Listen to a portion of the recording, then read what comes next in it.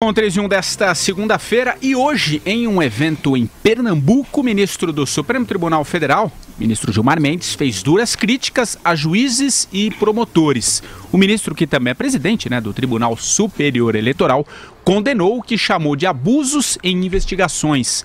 A produção separou um trechinho do que ele disse pela manhã lá em Pernambuco. Coloca aí, André.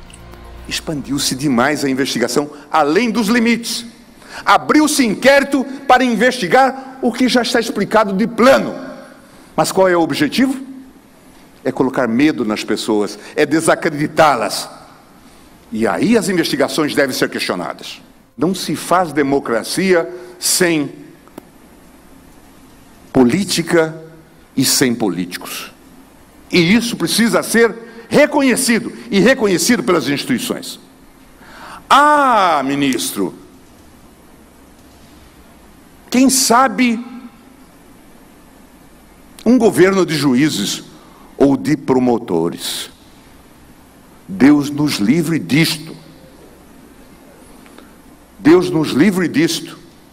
Os autoritarismos que nós vemos aí já revelam que nós teríamos não um governo, mas uma ditadura de promotores ou uma ditadura de juízes. Forte aí, Vera, o discurso. Nem tanto ao céu, nem tanto à terra, né, ministro Gilmar Mendes? Tudo bem, se forem cometidos excessos na investigação, que se verifique e que se retroceda. Mas daí a dizer que se ultrapassou os limites da investigação, eu fico me perguntando, quais são esses limites? Há limites?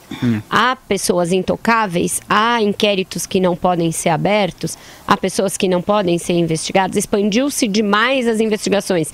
Então havia um local onde elas deveriam ter parado, depois de alcançado algum sucesso? É o tipo de declaração que permite questionamentos perturbadores para a democracia. E ninguém está falando em uma república de ditadura de juízes e promotores e não estamos perto disso. Isso é irresponsável, ele dizer. Irresponsável um juiz dizer isso quando o Supremo Tribunal Federal está funcionando tranquilamente, as instâncias estão todas funcionando, uma subordinada à outra, uma revendo as decisões da outra. Não há que se falar em ditadura. Pode-se falar em excessos, pode-se falar em investigações mal feitas? Sim, aqui, alhures, em todos os lugares do mundo, isso acontece. Porém, estamos longe de viver esse arbítrio do Judiciário e do Ministério Público, que o ministro diz. E claro, não se faz democracia sem a política e sem os políticos, mas isso não significa dar salvo-conduto para político ladrão, para político corrupto, para político que deste ou daquele grupo político. Que se apure em relação a todos e que se puna quem tiver que punir e que sobreviva na política quem for político e não bandido. O que você achou do discurso, Madu? Eu acho o seguinte, eu concordo com o ministro que não se faz democracia sem político, nem sem a política, nem sem os políticos. Mas a democracia também não se faz com essa política que a gente tem no Brasil hoje, nem com esses políticos que a gente tem no Brasil hoje, radicalizando um pouco o que a Vera acabou de dizer. Agora, com relação ao limite que o Gilmar Mendes propõe, com certeza os limites que o ministro Gilmar Mendes propôs são ignorar, por exemplo, as provas abundantes que a gente viu no TSE. Na eleição da semana passada do TSE, como todo o Brasil viu. Os limites são ignorar provas oceânicas, como foi dito na oportunidade do julgamento. Esse Gilmar Mendes, eu quero saber só se esse evento, ele também foi promovido por essa escola do ministro, que ele, além de ministro, é empresário, deve ser também pipoqueiro. Não, foi um evento do LIDE. Não, foi um evento do LIDE, líder de grupos empresariais. Eu sei, mas para começar, ministro de Supremo, não sei. Eu acabei de ver nesse feriado um filme, até que tem o Supremo Tribunal da Inglaterra.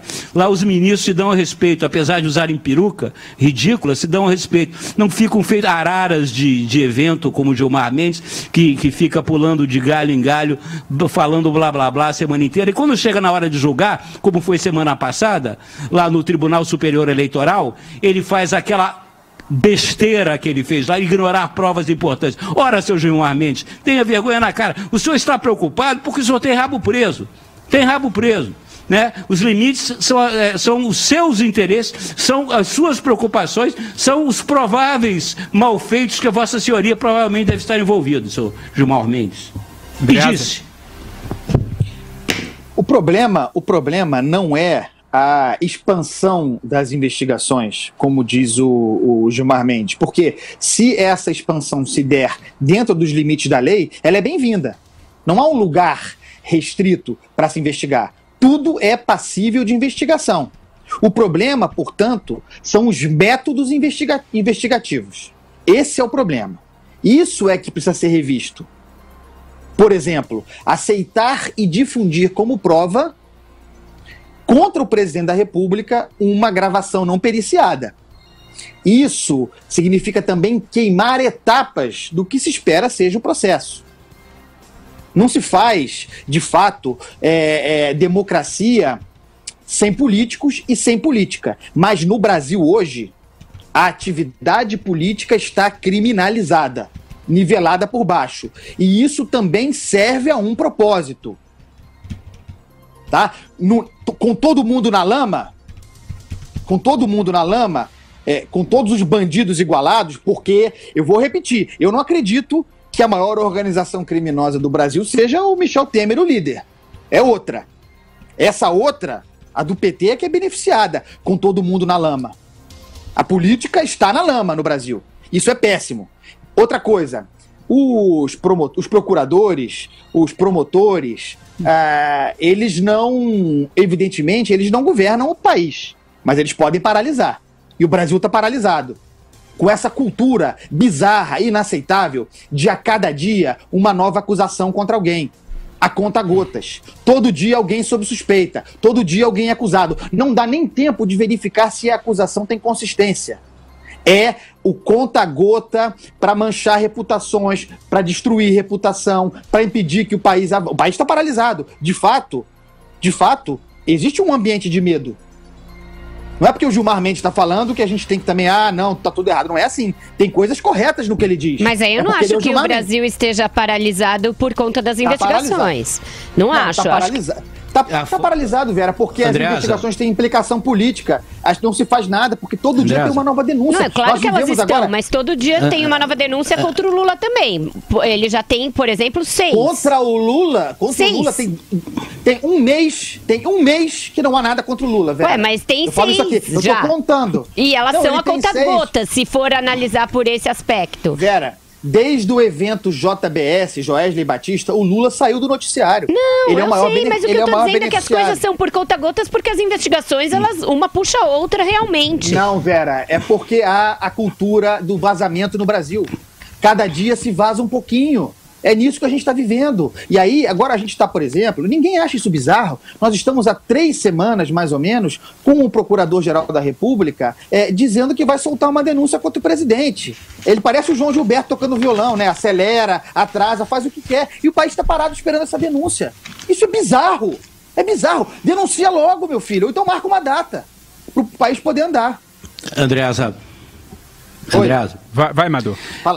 Se você, só dentro do que você fala, eu só queria fazer uma observação. Se você reparar o discurso do Gilmar Mendes na sua íntegra, que eu tive a oportunidade de ver aqui no meu escritório, na forma que ele discursou, na candência das palavras, na agressividade que ele usou na sua retórica, ele estava coagindo não só uma parte importante do judiciário brasileiro. O Gilmar Mendes estava querendo coagir a sociedade brasileira. É por isso que eu chamo ele de arara de evento. Entendeu? Ele teve ali um papel muito sério, né, de tentar coagir a sociedade brasileira com relação às investigações que estão sendo feitas da Lava Jato. Pegando detalhes como se fosse prática comum. Só isso.